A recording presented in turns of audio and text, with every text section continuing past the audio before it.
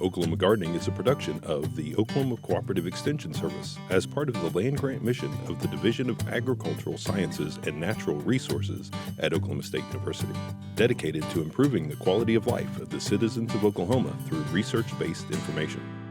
Underwriting assistance for our program is provided by the Oklahoma Department of Agriculture, Food, and Forestry, helping to keep Oklahoma green and growing. Today, the best of Oklahoma gardening is all about herbs.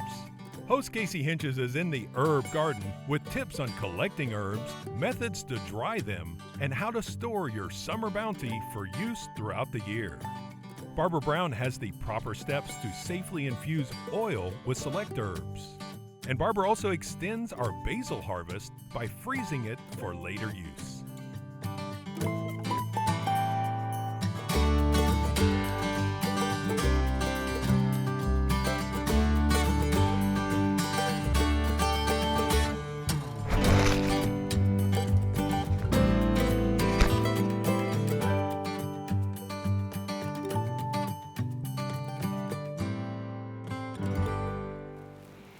It's midsummer and your garden is probably bursting by this point.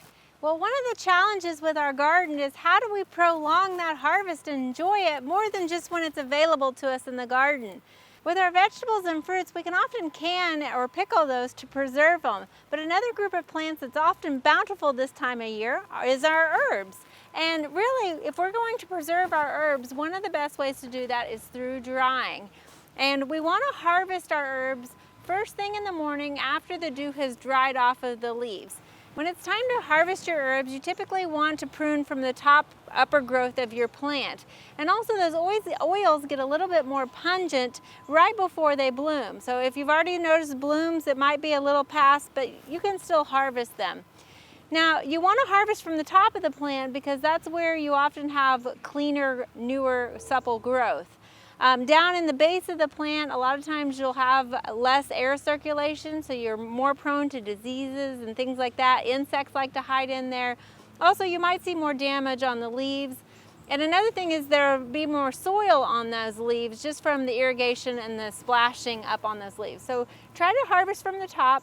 Now, depending on what type of herb you're harvesting will kind of dictate how you're going to go about harvesting that.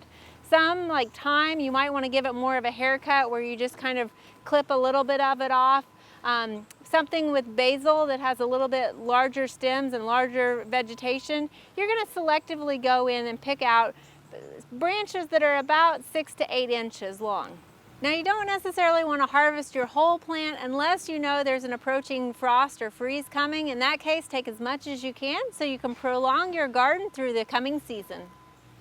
So after you've harvested, now hopefully you've picked off any diseased leaves that you see or anything like that, but we're going to go ahead and rinse these because basically we're going to dry them and then use them for cooking purposes. So giving them a quick rinse, we're just going to kind of, you can do this under the kitchen sink if you wanted to, but just sort of wash them off. That helps kind of remove any dust or soil that might be on them. So you're just going to lay these out and allow them to dry. Basically right now we're working on just getting the surface of those leaves dry. We've rinsed the soil off of them. And as we wait for those to just dry on the surface, we're going to gather a few supplies. So you want to get some rubber bands, a hole punch or some scissors. Also maybe a couple of jars depending on what kind of jar you want to store your herbs in, whether you're going to store them as stems or just smaller leaves. Think about that. You want to have something to label your jars with, also a marker to write on there, and some paper bags. And I'll tell you why you're going to need these here in a second. So we've got some rosemary down here that we've already allowed to dry off. We've washed it and dried it, and so we have these. Now we're going to just take these stems and sort of bundle them together. You're going to take about anywhere from 5 to 8 stems. You can see if I had cut these down here, but I cut them up higher, so we've got several stems in here. So you just kind of want to bundle them together and allow for there to be good airflow around here. So if it's got more vegetation, you might want to do fewer stems. If it has smaller vegetation, then you could use more stems. So again, we're just going to check, make sure there's nothing on here that we don't want, and then we're going to take our rubber band and our stems and just basically bind them together. And you're going to wrap it pretty good because those stems will shrink as they lose their moisture. So we've got a pretty tight stem there. You might kind of pull these out a little bit to allow that airflow to get in and around the stems. And then at this point, we're just going to take one of our strings, tie a string around them, and now we can hang those up. Now, the location is important because you want to make sure, a lot of times you might think, oh, I need to put them in sun so that they can really dry out. But actually, you want to put them in a dry, warm, dark location. So a shed or an attic or your garage actually works really well. If you have a shady location, such as somewhere like this, in the trees even would work. Another way to dry them is on a laundry rack. If you want to just find a location in your house, a closet or something that still has some good airflow to it, that might work as well. But again, you want it to be dry, not humid, because humidity will cause them to mold. So we're just going to tie them on here, and those will dry. Now, it takes about anywhere from a week to 3 weeks, depending on your location. So now if you also have something that has finer textured leaves that you're worried will drop as it's drying, or you're perhaps drying to save the seeds, you might want to think about putting your herbs, your bundle of herbs, in a paper sack.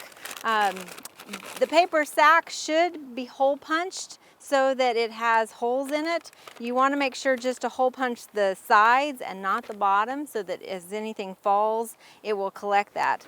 So you can get different hole punches. You can see I've done this already, but if you hole punch the side here, when you open this up to then place your herbs in, you can see you actually have a lot more holes. And this is just fun for kids. Also, you might want to go ahead and label it while it's in the sack so that in case you don't recognize your herb later on, you can do that now. But we're simply going to slip our bundle of drying herbs into our sack here.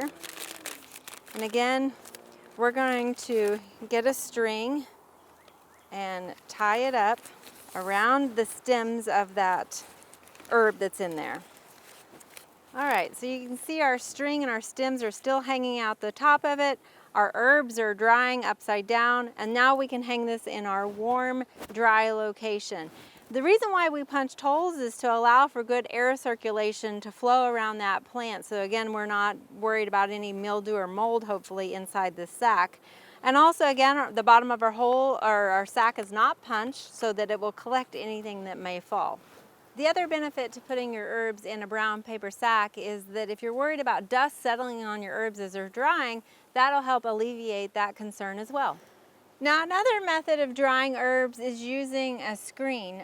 If you have a screen, you can use whatever you really have that works. You can buy this screening material and make something or a stand. This is just an old window screen we've used here. And this actually works better on some larger leaf things. So here we've got some basil, and you can just lay these basil leaves out. Now, while you want good air circulation, you're going to have to be cautious about this because the wind might blow all of these away. So be aware of that. But you can then just place this out in a location to allow them to dry also. Now, I really enjoy this method of drying, but it can take some time, usually again about a week to 3 weeks depending on your location and your herbs. So there are other methods of drying herbs, including using a conventional oven. The concern about using a conventional oven is a lot of times your setting won't go low enough. You want to bake them at below 110 degrees, and so you often will have to keep your oven door open, and that'll still take up to 3 to 4 hours, and so that might be a little bit of a long period of time regularly checking those to make sure they're not getting too hot in there. Now, a better method that might be a little faster than hanging them or putting them on a screen is to use a food dehydrator. Now, all food dehydrators are a little bit different, so you're going to want to check your owner's manual as far as what setting is best for herbs. So we've got some rosemary that has dried here, and we're going to go ahead and now process it for storage. So you can see it's pretty crispy. The thing about herbs is the more you break them down, crunch them, grind them, the more they're going to lose the flavor that you're after. So it's best to store them as whole stems if you can. Putting them in a airtight container is important. So I've got just a jar here that I'm going to put them in. It's best if you can put them in a dark colored jar, but if you don't have one, that's fine, this works. So we're just going to drop in a few whole stems. You might have to break some of them in half, but that's fine. But they're going to store a lot better as whole stems than they would if they were crunched up. Of course, we could fill this up with more, but I'm just demonstrating here. We're going to go ahead and seal these up. Now you can see this is going to take up a lot more space for herbs. And if that's too much space, more than you want to dedicate, then you might look for a smaller jar. And what you would do in this situation is go ahead and strip the stem and just put your leaves in there. So you can see obviously this is going to take up a little less space, but again, we're going to seal that in an airtight container. We want to make sure that we label whatever container we're using, and so we've just got some labels here that we're going to go ahead and put on our jar. Make sure to include what the herb is and also the date. So now that you've got them in your airtight jars, you're not quite finished just yet. After a couple of days, you want to check them and make sure that you're not seeing any condensation or moisture inside the jar. If you are, then that means that your herbs weren't completely dried thoroughly, and that could lead to mold, which is not a good thing. So at that point, if you're seeing moisture or if you already see any sort of signs of mold, you want to go ahead and throw those out and start all over again with those. But keep in mind, this is a great way to preserve your herbs from the summer throughout those coming months. Once they are stored properly, they're going to last about a year. So you'll be able to enjoy your herbs throughout the year. Those winter months, you can be reminded of your summer garden. Now you want to make sure to store these in a dark place. So even if you've got glass jars or a dark jar, you want to make sure to go ahead and store them in a dark location, such as your cupboard. Not near your stove, which often will provide some heat to them, or anything that might add moisture around your kitchen sink. So put them in a dry, dark location and they'll keep up to a year. Remember also, the more you dry your herbs, they're going to be more pungent to use when you're cooking. So about 1/4 teaspoon of ground herbs equals a teaspoon of crumbled herbs, which equals a tablespoon of fresh herbs. So keep that in mind with your recipes as you're cooking with your dried herbs as well. The other thing is, even if you're not a cook, this is really a fun activity to get your kids involved, to learn about plants, to learn about preserving plants or seeds. And like I said, you can even dry some flowers if you just want to add a little fragrance into your dried flower arrangement or your potpourri.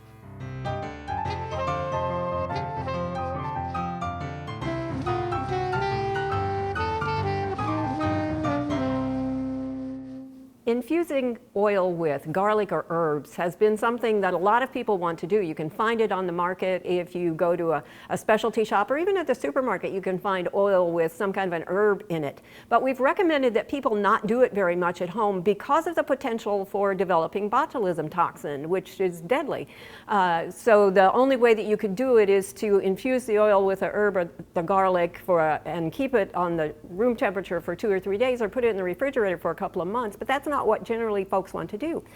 Researchers, however, as we progress with science, have found a way to do this and enable you to keep it at room temperature for a fairly long time. So we're going to go through that. There are very specific directions that you have to follow, and you'll be able to find those connected with the show.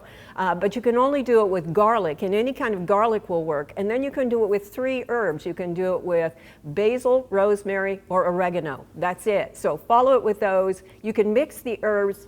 Garlic and herbs don't mix together, so make a plan and stick with the instructions as closely as you can. It's kind of like canning with low-acid food. You have to follow specific researched instructions in order to safely do it, and it's the same thing and the same reason. It's the botulism issue. So I've got 2 cups of warm water, and I'm going to add citric acid to that, 1 level tablespoon of citric acid, and you're going to stir that in the warm water until it's completely dissolved. Now citric acid you can find, it's the same stuff we use when we can tomatoes if you don't want to use commercially bottled lemon juice. You can find it in some stores in the canning section. Most pharmacies will also carry it, so you should be able to find it. The powdered kind is going to work great. that's ready to go. Now, I've got this two ways. I've got the garlic done and I've got it done ahead. Now, in order for this to work, what we're going to be doing is we've got the citric acid, which is going to acidify what we're putting in. Botulism toxin will not be developed in an acid medium. So we're acidifying the garlic. I've got about 2/3 of a cup of garlic here, and it's been sitting overnight in a citric acid mixture. But let's back up and see what we do with the herbs. With the herbs, I've got about 1.5 cups loosely packed. As I said, you can mix them, so I've got oregano and rosemary here. We want to make sure that it's submerged. Notice that the garlic has not got a problem with that because it sinks, but the herbs tend to float, and we want to make sure that everything is under the acid medium.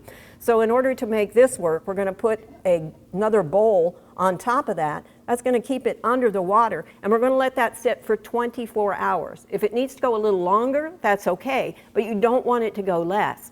Now, because there's chlorophyll in here, the color on this is going to change and not be nearly as attractive later. But we need to make sure that everything in the bottle is acidified. So even though you're going to lose the color, you can leave some of these herbs in the oil when it's stored, but you can't put a fresh sprig in because it won't have been acidified as you do so. I'm going to set these aside, room temperature, 24 hours. You can probably cover that with a towel or something just to make sure nothing else gets in it as well. Now, this is the garlic that we've had acidifying for a little over 24 hours. As I said, a little bit longer is fine, a little bit less is not. And we're ready to move forward on this and actually combine it with the oil. The acid has penetrated the garlic. The other thing you need to notice is that this garlic is chopped. You want to get it so that it's chopped in about 1/4 inch pieces, not any more if possible. You can see I've got whole garlic here. The problem with whole garlic as opposed to the chopped garlic is the acid is not going to penetrate in the same rate. And so you'll have pieces that are not acidified, and again, you run the risk of having toxin develop as a result. And the next step is to try and get as much water out of here as you can. So I'm actually going to pat the garlic a little bit dry with some paper towels, just to make sure I get as much oil or as much water out as I can, because that will cause the oil to deteriorate later. So roll that up, let it dry. And now we're ready to mix it with the oil. Now, how much you actually are going to mix in with your oil is going to be dependent a little bit on you. The researchers found that 1 part garlic to 10 parts of oil. So I have 10 parts of oil here for about for comparing tablespoons, 10 tablespoons, and that's probably a little bit too much. Again, it's not critical that it's too much or too little. You're going to put that in the oil, and you're going to let that sit and marinate for a period of 1 to 10 days. Now, the other thing I want to do is I want to transfer this. And it probably would have been easier if I put the oil into the jar first instead of having to transfer them both. But I'm transferring it to the jar where the storage is going to take place. Now, one of the things I want to happen here is you notice it's a dark jar. And these are this is a canning jar, and I generally don't recommend the dark variety simply because you can't tell if there's a problem with spoilage later on in canned foods. But with this oil deteriorates when it's warm and when light is getting into it. So with a dark jar, we can let this sit for about 10 days and keep it in a dark, cool place as well, and we're going to have less deterioration of the oil. Now, normally what you'd want to do is fill this jar up a little bit more, so make twice as much as I did this time. And the reason for that is simply because when you have more in the jar, you're going to have a smaller surface area or less air in the jar, and that's going to allow less of the deterioration or the oxidation of the oils going on. The other thing that you probably should look at is what kind of oil you're using. I used olive oil because garlic and olive oil go together well. They're often used in the same foods. The same could be done with the herbs because of the same reasons. You could also use canola oil, and because the fatty acid profile is very similar, they don't have as many polyunsaturated fatty acids as do some of the other types of oil, and so they're going to deteriorate more slowly than some of those would. So there's a lot of information that you need to read through and follow through. But this is going to go in, as I've said, put a lid on it, cool, dark place. And this is going to take about 10 days. Now, after those 10 days are up, Start checking it a little bit, maybe 5, 6, 7 days, and find out how strong the oil is getting. When it's as strong as you want it to taste, it's done. And you can filter out the garlic. If you don't want to filter out the garlic, that's fine, but it's going to keep getting stronger and stronger in taste, and you may get to the point where you don't like it anymore. So check it every once in a while, make sure it's okay. Again, don't put in a fresh clove of garlic to make it look pretty if you strain this stuff out, because it won't be acidified. Don't put in fresh herbs. You're going to do basically the same thing with if you use herbs, but don't put in fresh ones, because again, they're not going to be acidified. The botulism toxin question arises again at that point. A lot of specifics to follow. It's really not hard though. The hardest thing to do is probably chopping all that garlic. I hope you'll give it a try. Make your own infusion at home. For Oklahoma Gardening, this is Barbara Brown.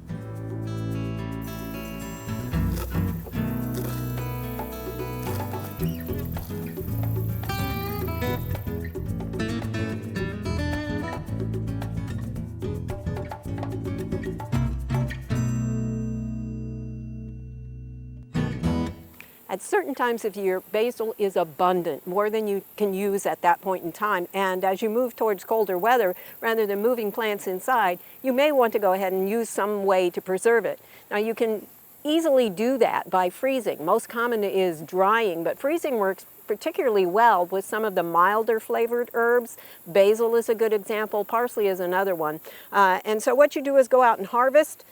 Bring it in, preferably before it's floured, when it's going to have a better taste. Make sure you wash it, and then make sure you dry it well if you're going to preserve it in oil. If you're going to preserve it in water, the drying step is not as much, it's not as critical. Here I've used a salad spinner, but you could also pat it dry depending on how much you're working with. One method may work better than the other. This one is basil, and as you can see, I've already washed it, dried it, and cut it, and it's already starting to turn dark, which is one of the reasons we want to move as quickly as we can when you're working with basil, because it does go black. So two of the methods that we have to do this are, actually there's 3 or 4, but I've got an ice cube tray that I pretty much dedicate to using with herbs, because it's going to absorb some of the flavors of those herbs, and using it for chilling water later or soda is not going to be quite as nice. And what you're going to do is, I've got each of them filled about halfway, and you put about a tablespoon to 2 tablespoons of water in each of the little cubes.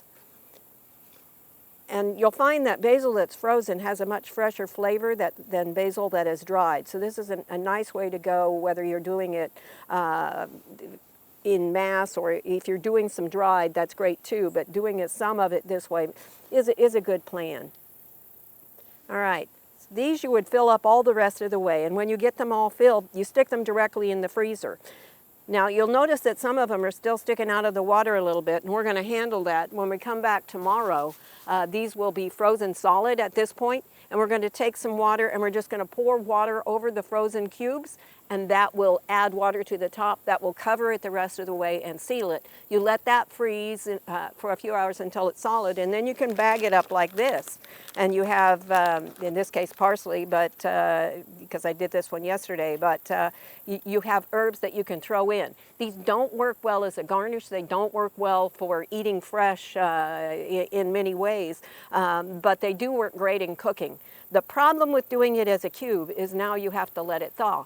If you're making a soup, no problem, you just throw it in and it melts. But if you're making a sauce, this kind of thing doesn't melt evenly, and so you get either the sauce becomes overcooked, or it takes too long to cook because you've thrown ice in there.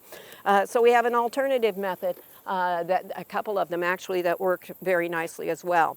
So what I have is, we take oil, take about 2 cups of the herb that you want to work with, and pour oil over it, 1/3 to 1/2 cup. Now when you're cooking with it, you're going to have to take that into account, that there's oil in there too.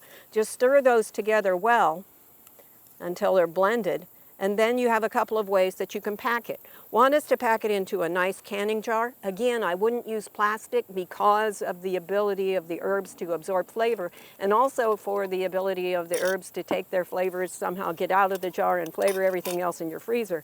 But these, you can see, because it's oil, it never freezes solid.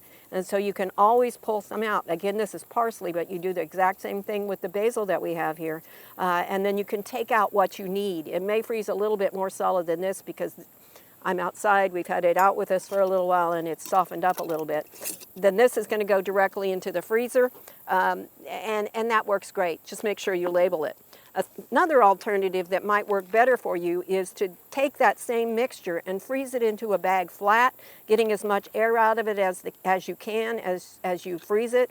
Again, this won't freeze solid, so you can just take out, break off, spoon out the amount that you need, and it adds to sauces and that kind of thing extremely well. So those are 3 quick methods that you can use to preserve herbs by freezing. It's a great way, gives you a fresher flavor, and it's nice to have something like that that makes summer come back in the dead of winter. I hope you'll try it. For Oklahoma Gardening, I'm Barbara Brown.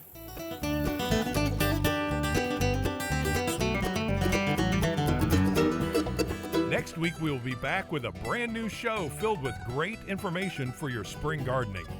Until then, we wish you health and wellness, and we'll see you next week for more TV you'll grow to love.